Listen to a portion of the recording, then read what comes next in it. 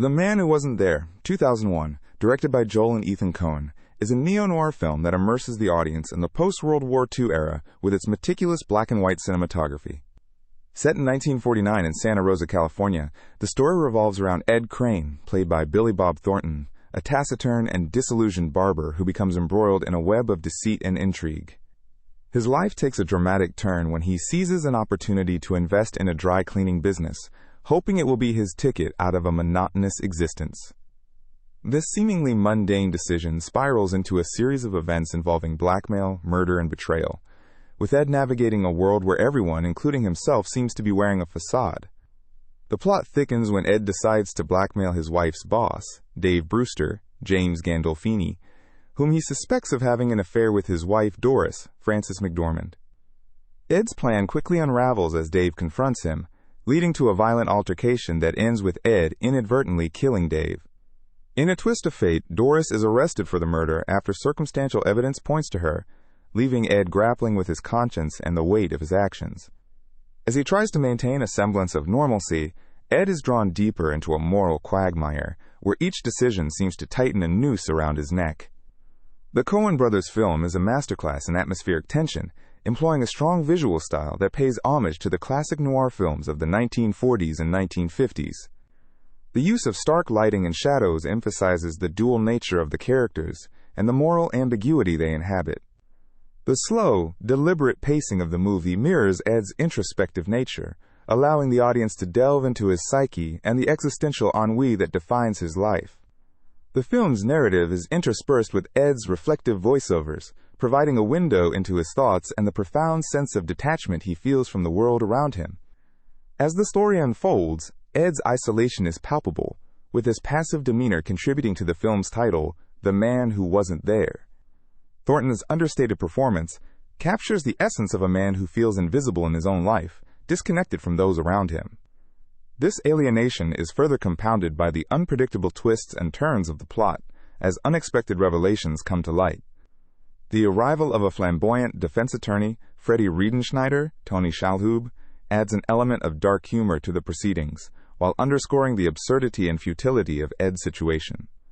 The film culminates in a poignant and thought-provoking conclusion, as Ed is ultimately sentenced to death for a crime he did not commit, underscoring the Coen brothers' exploration of fate, justice, and the human condition.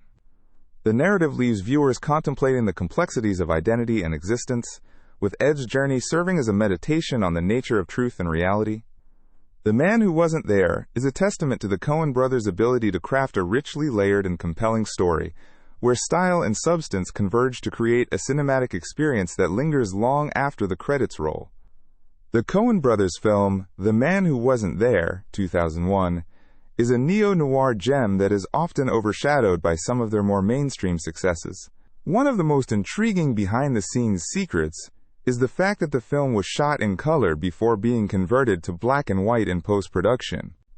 This decision was crucial in capturing the film's 1940s noir aesthetic, but it also allowed the filmmakers more flexibility with lighting and shadow during the shooting process. The Coens' choice to shoot in color initially was also a strategic one, as it provided them with more control over the film's distribution, considering that some studios were hesitant to back a black and white project in the early 2000s. A lesser-known trivia nugget about The Man Who Wasn't There involves its unexpected connection to a historical figure. The character of Crichton Tolliver, played by John Polito, is based on a real-life businessman and con artist named Victor Lustig, who was infamous for selling the Eiffel Tower twice. This blend of historical references with original storytelling is a testament to the Coen brothers' knack for weaving intricate narratives.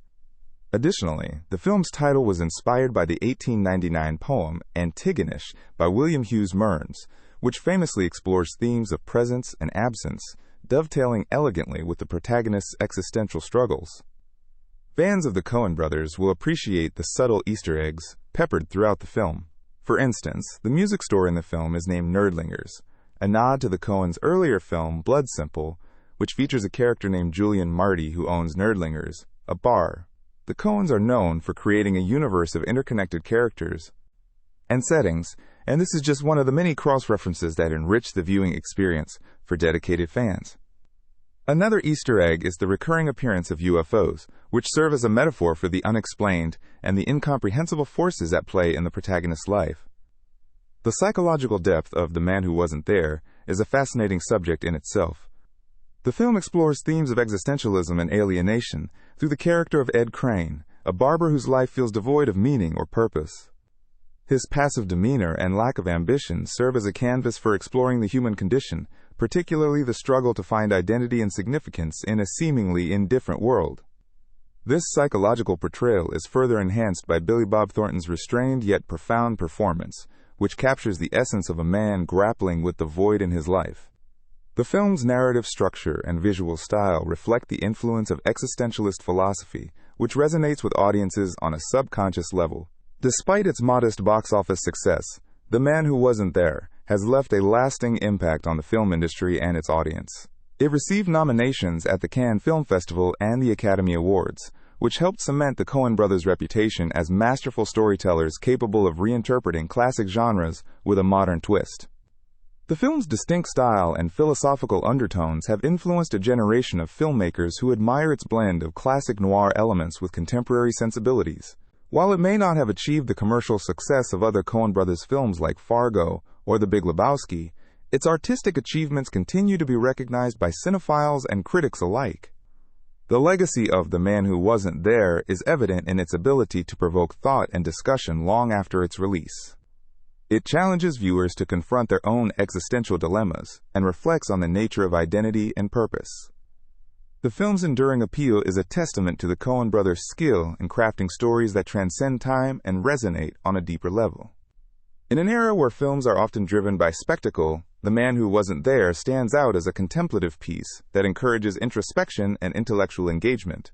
Its influence can be seen in the continued exploration of existential themes in cinema, proving that sometimes the quietest voices speak the loudest.